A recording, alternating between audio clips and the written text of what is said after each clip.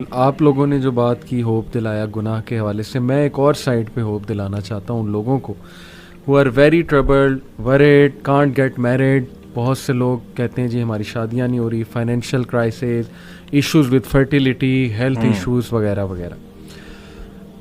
ابو ذر غفاری رضی اللہ عنہ کہتے ہیں کہ نبی صلی اللہ علیہ وسلم نے فرمایا Indeed I know a verse to which if the people held on it would be sufficient for them. صحیح حدیث. کون سی ورس؟ وَمَن يَتَّقِ اللَّهَ يَجْعَل لَّهُ مَخْرَجًا وَيَرْزُقْهُ مِنْ حَيْثُ لَا يَحْتَسِبُ وَمَن يَتَوَكَّلْ عَلَى اللَّهِ فَهُوَ حَسْبُهُ. اور ابن عباس رضی اللہ عنہ کہتے ہیں کہ رسول اللہ صلی اللہ علیہ وسلم نے کہا after reciting the above verse, if the people were to apply this verse in their daily lives they would be free from all the doubt and distress of the world, the distress of death and the distress of the doomsday. اور پھر ایک اور حدیث ہے O my servants, were the first of you and the last of you, the human of you and the jinn of you, to rise up in one place and make a request of me. And were I to give everyone what he requested, that would not decrease what I have any more than a needle decreases the sea if put into it. This is Allah subhanahu wa ta'ala. غالباً یہ حدیث قدسی ہے. حدیث قدسی ہے کہ مانگو، کھل کے مانگو. کتنا انڈر ایسٹیمیٹ تم اللہ کو کر رہے ہو، اتنا چھوٹا مانگ رہے ہو. کھل کے مانگو. اللہ تعالیٰ لارڈ آف دا امپاسبل ہے. میں یہاں پر ایک واقعہ سنانا چاہتا ہوں دل کو نرم کرنے کے حوالے سے. اسی آیت سے ریلیٹڈ مجھے یاد آیا.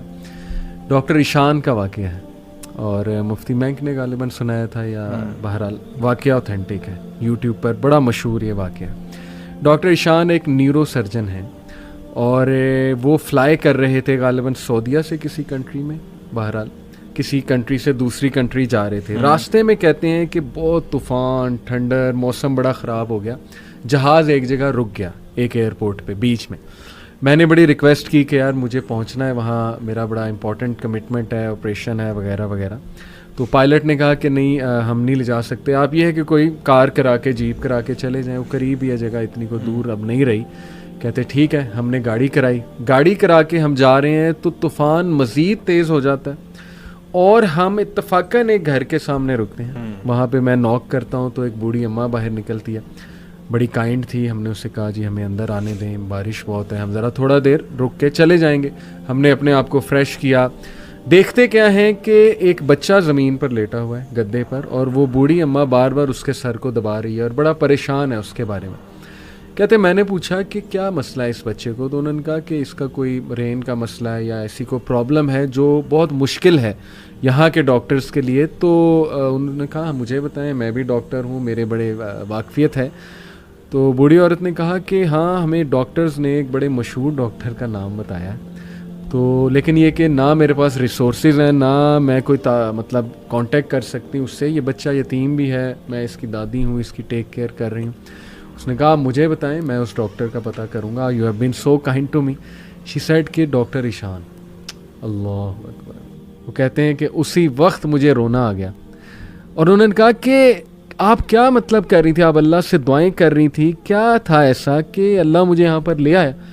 ہی سیڈ کہ پتہ نہیں، میں تو بس استغفار بہت کرتی تھی، استغفر اللہ استغفر اللہ. اور میں اللہ سے کہتی تھی کہ اللہ ہم تو نہیں جا سکتے، بس کسی طرح تو ذریعہ بنا دے، یہ بچہ تیرے سامنے ہے. تو حدیث ہے نا کہ جو استغفار بہت کرتا ہے اللہ اس کے لیے ایسے ایسے راستے بناتا ہے کہ وہ بندہ سوچ میں نہیں سکتا. تو اللہ کی فوج کو انڈر ایسٹیمیٹ نہ کریں. اللہ کی فوج میں پھر کیا کیا چیزیں ہیں یہ آپ سوچ میں نہیں سکتے. اللہ نے کس طرح انہیں وہاں لانا ہے، کیسے لانا ہے، کیسے آپ کی مدد کرنی ہے. وہی وَمَن يَتَّقِ اللَّهَ يَجْعَل لَّهُ مَخْرَجًا. تو میری گزارش ہے لوگوں سے وہ مایوس نہ ہوں، اللہ سے مانگتے رہیں، اللہ کو پہچانیں، اور اللہ کو پہچانیں. اور یہ بات یاد رکھیں کہ دنیا کی زندگی الٹیمیٹلی اصل زندگی تو ہے نہیں. یہاں جو مل جائے اس پہ الحمدللہ گریٹفل، جو نہ ملے وہ اللہ سے ہی مدد مانگیں کہ اللہ مجھے تقویت دے، اے اللہ مجھے پرسپیکٹیو دے، اے اللہ مجھے وزڈم دے، سکت دے. اور امید جاری رکھیں، نا امید کبھی نہ ہو. یقین کریں ایسی ایسی سٹوریز ہیں میرے پاس، ابھی ٹائم اجازت نہیں دیتا. جب میں نے تھوڑی سی ریسرچ کی، جو کپلز مایوس تھے اولاد کے حوالے سے، کس طرح اللہ نے انہیں اولاد دی ہے، وہ ایسی سٹوریز ہیں کہ آپ کے رونگٹے کھڑے ہو جائیں گے کہ امپاسبل سچویشن تھی، کس طرح انتظام اللہ نے کیا، کیسے وہ معاملہ پیش آیا. بس وہ اللہ کے کرنے ہیں.